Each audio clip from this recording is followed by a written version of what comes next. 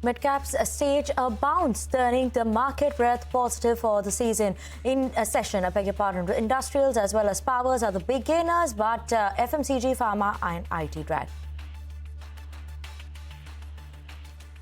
Bajaj Auto's ED Rakesh Sharma says a weak market sentiment may have hit the sales in February, even as the year should end with the expected 6 to 8% growth. He expects strong sales in upcoming wedding season starting end of March. Experts warn of a risk to inflation and growth from imposition of tariffs by the US, even as it is unclear of how long the tariffs on Canada, Mexico and China will remain in place and what retaliatory actions could follow. Likely reciprocal tariffs from April 1st is the other big imponderable. Bitcoin and other cryptos tank on fears of economic impact of US tariff, offsetting the positive sentiment infused by creation of US strategic crypto reserve.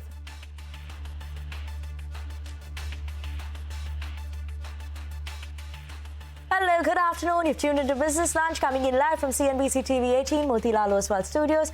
I'm Vinny Motiwala, and thank you as always for tuning into Business Lunch. A quick look at what the market is doing today. It did stage some bit of a recovery from the day's lowest point. As of now is what we're seeing for the Nifty 50 as well. So Nifty 50 managing to hold on to the 22,050 and around that mark, 22,050, 22,080 is what it's moving on in today's trading session. After that recovery it's made, 0.3% of decline is what Nifty is seeing as of now. Sensex similarly down 0.2 to 0.3% in today's trading session as well. Let's pull up the small cap because that's something interesting because it's trading in the green today. So Nifty small cap is holding on to gains of 0.3% in today's trading session. Opened up in the red and then look at the recovery that's made. Let's pull up the mid cap. That's down almost 0.4 or 0.5% in today's trading session as of now.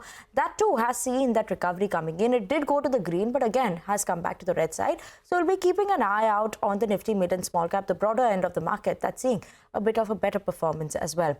Nifty Bank, that's another one that's holding on to gains of almost 0.2% in today's trading session. 48,200 is what the Nifty Bank is holding on to as of now. PSU banks obviously are among the names that are coming in terms of the good move that they're seeing in today's trading session. Other than that, let's pull up Nifty Media as well because that's managing to hold on to very strong gains of 2%. What we're seeing in terms of not doing well and where, sharp fall is coming in is Autopack, IT as well as FMCG are the top sectoral drags in today's trading session. So yes, that's how the market setup is looking like. We've seen that recovery coming in from the day's lowest point, but will that sustain in the next couple of hours of trading session is something that we'll keep an eye out on and keep you all updated with. But on that note, let's kick off Business Lunch with the top news of the day. And markets worldwide took a dive as investors brace for impact from US President Donald Trump's order to impose tariffs on Mexico, Canada and China. In his address to the media, he said that reciprocal tariffs will begin on 2nd of April, while tariffs on Mexico and Canada will go into effect and will be effect later today. Let's, in fact, listen in to those comments coming in. Tariffs, as you know, will start a week earlier than the reciprocal, which is going to be on a couple of weeks earlier. Reciprocal tariffs start on April 2nd. And I wanted to make it April 1st, but I didn't want to go April Fool's Day because that cost a lot of money, but that one day. But so we're going April 2nd. Tariffs 25% on Canada and 25% on Mexico, and that'll start. So they're going to have a tariff. So what they have to do is build their car plants, frankly, and other things in the United States, in which case they have no tariffs. No room left for Mexico or for Canada. No, the tariffs, they're all set. They go into effect. And meanwhile, Canada has imposed retaliatory tariffs on the US hours after Donald Trump's 25% tariff came into effect. Canada will impose 25% tariff on $107 billion worth of US goods from Tuesday. Initially, 25% tariff will be imposed on $20 billion worth of US goods. Tariffs on the remaining products will come into effect in 21 days. So that's the latest update that we have coming in on the tariff front. Now, the tariffs that are going to be imposed could also have a negative impact on US itself. Ben Powell, chief middle strategist of BlackRock Investments, spoke to us earlier today, and he told us that these tariffs would be inflationary for America itself. He also added that the tariff uncertainty has weighed on markets worldwide. Listen in. This is now a stagflation shock, moving from theoretical to real. Interestingly, the market, I think, for now is very much focused on the growth element, which is not wrong, but I worry it's incomplete. Negative growth impacts is going to be real, and that's where the market has been focused. So as I say, that's not wrong, it's just incomplete. This should also be inflationary. So yes, it's kind of a double negative, unfortunately, of a stagflationary shock. For the moment, the market is kind of focused on the stag bit, the slowing growth, which is really important. But the inflationary problem is likely, very likely to play through. And by the way, that might give the Fed much less room for maneuver. There's kind of a hope, or maybe the Fed can save the day, do some cutting and sort of support the growth outlook. That is not obvious to us at the BlackRock Investment Institute.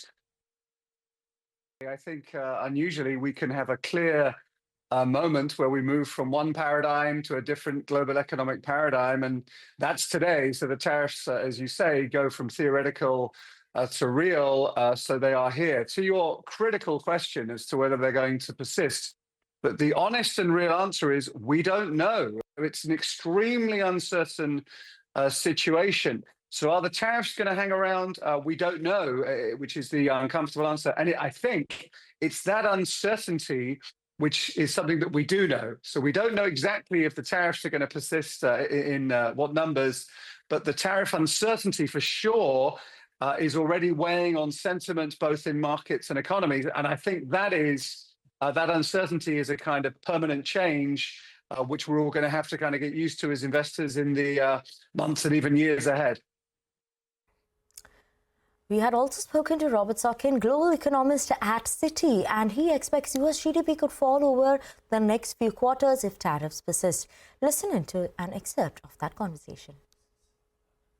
The models that we've run have shown that of these tariffs, the economic damage is probably largest for Canada and Mexico, given the significant ties to the US economy. But the US is not immune from the negative effects of these tariffs. I think even if these tariffs go into effect, my assumption would be that they would not stay on for a durable period because of those negative economic effects that I mentioned and the negative effects to equity markets you're likely to see.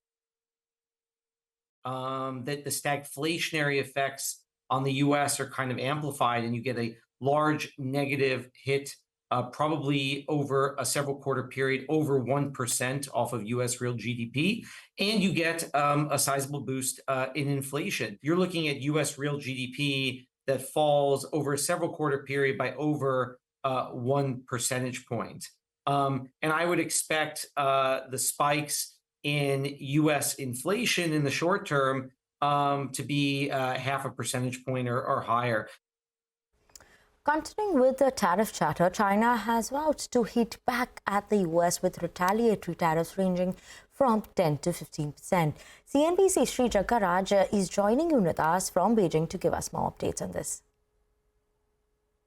There were countermeasures coming down the pike from Beijing, because today is the day when those US tariffs, the additional 10% tariffs on Chinese imports, is effective, coinciding, perhaps not a coincidence, with the beginning of the two sessions, the annual parliamentary gathering here in Beijing, that really sets the tone and sets the policy agenda politically and importantly for us, for the macro markets economically in China for 2025. It really feels like the entire NPC agenda has been overshadowed or usurped by the tariff conversation. And let me just remind you and summarize, if I can, what we have learned from the Commerce Ministry and MOFCOM, the Ministry of Finance. China will impose 10% tariffs on US sorghum, soybeans, pork, beef, seafood, fruits, vegetables, dairy, China will impose 15% tariffs on US chicken, wheat, corn, cotton products, and MOFCOM will add 10 US companies to the unreliable entity list and also 15 US entities to the export control risk list. So it's very clear here, as far as the external risks are concerned, that China is not taking this lying down. They're not being passive, they're not acquiescing, and they are hitting back with countermeasures of their own, which seems somewhat at odds with what we heard from the MPC and the spokesman earlier on today, which was still keeping the door open to some sort of compromise, to some sort of dialogue or negotiation. So perhaps there still is some sort of diplomatic off-road to all this tariff unpleasantness. But let's see what washes out and transpires. But very clearly, Dan, this puts the onus of responsibility on the policymakers to really give a hard look at the policy and the stimulus response ahead. And if we do go down a tariff rabbit hole, that's not good news for China's export growth. And the authorities may have to work harder in terms of bringing more stimulus to the table. On that note, we're going to slip into a very short break. You viewers, don't go anywhere. We'll be back with more news and updates after this break.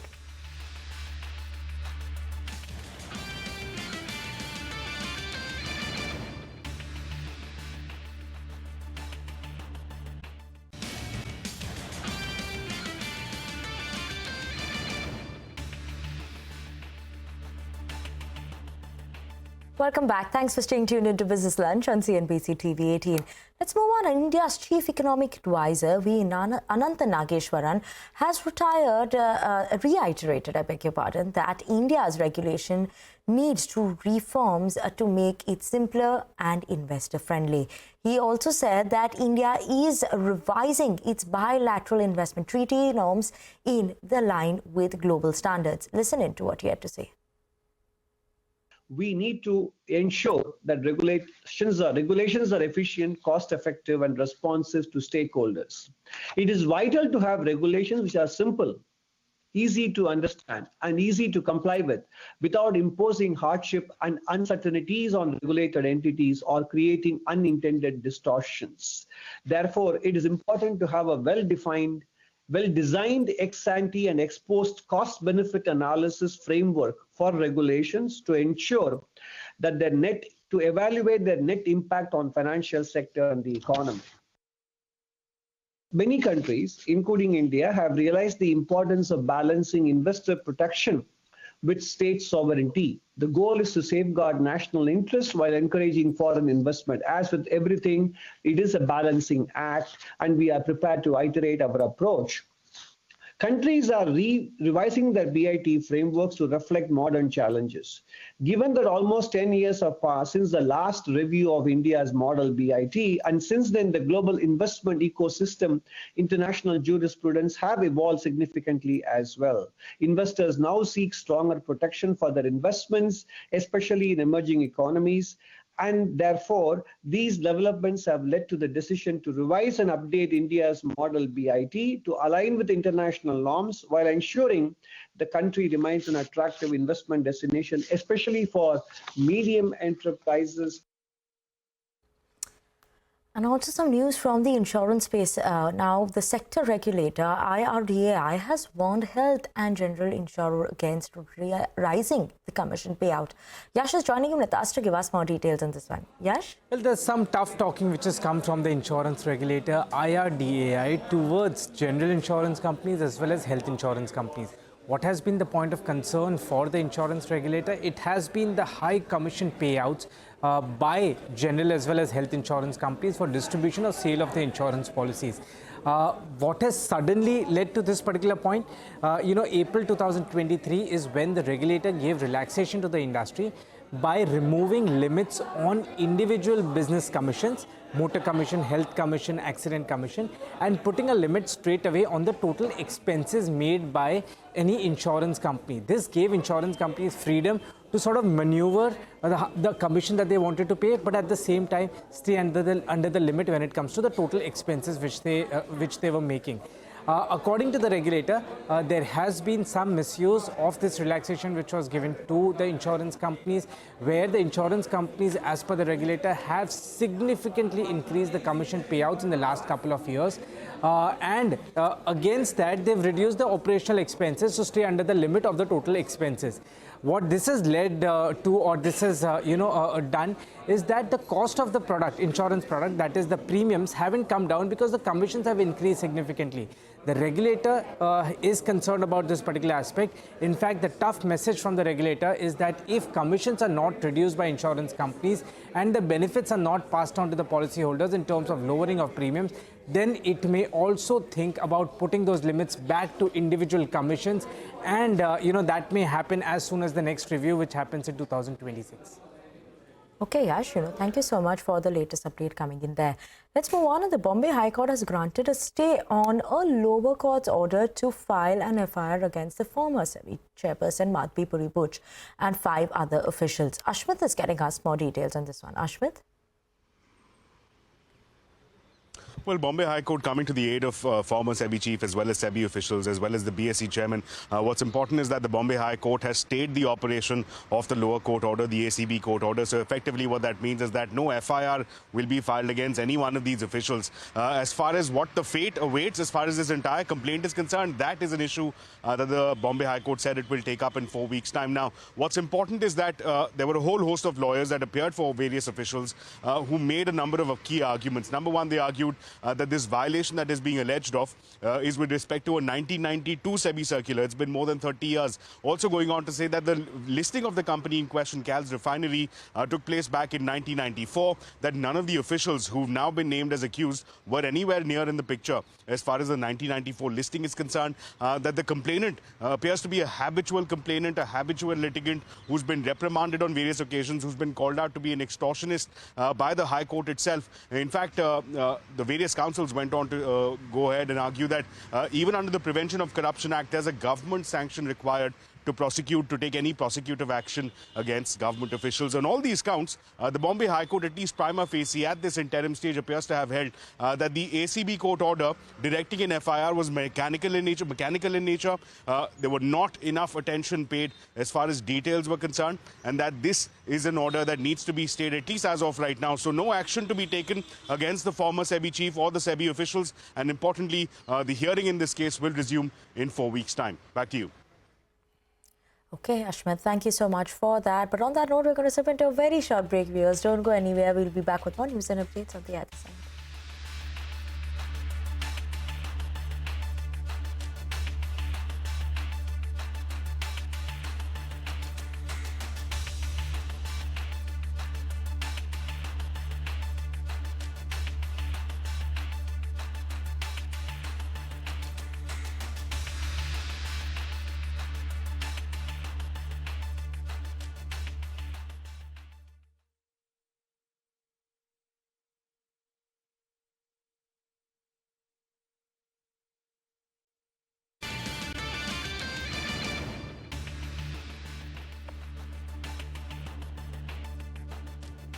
Welcome back. Thanks for staying tuned into Business Lunch on CNBC-TV18. Some of the pharma names that I want to point out today. We have Occam's drug that's in focus and it's buzzing in trade. We have AstraZeneca Pharma as well as Alembic Pharma. All of these are managing to hold on to very strong gains in today's trading session. Look at it. 6%, 5-6% gains of all these companies managing to hold on. So keep an eye out on these pharma companies. But yes, these are some of the pharma stocks that have been buzzing in trade. On that note, we're going to wrap up this edition of Business Lunch on CNBC-TV18. Thank you so much for tuning in. But here's something that we have for you all. PM Narendra Modi inaugurated and visited the Wildlife Rescue, Rehabilitation as well as Conservation Center in Vantara in Gujarat. Now, Vantara is home to more than 2,000 species, over 1.5 lakh rescued, endangered and threatened animals. The Prime Minister explored various facilities at the center and also closely interacted with various species of animals which have been rehabilitated there. The Prime Minister visited the Wildlife Hospital at Vantara and saw veterinary facilities which are equipped with MRI, CT scans, ICUs, among others. PM Modi also interacted with the doctors, supporting staff as well as workers who are managing various facilities at the centre.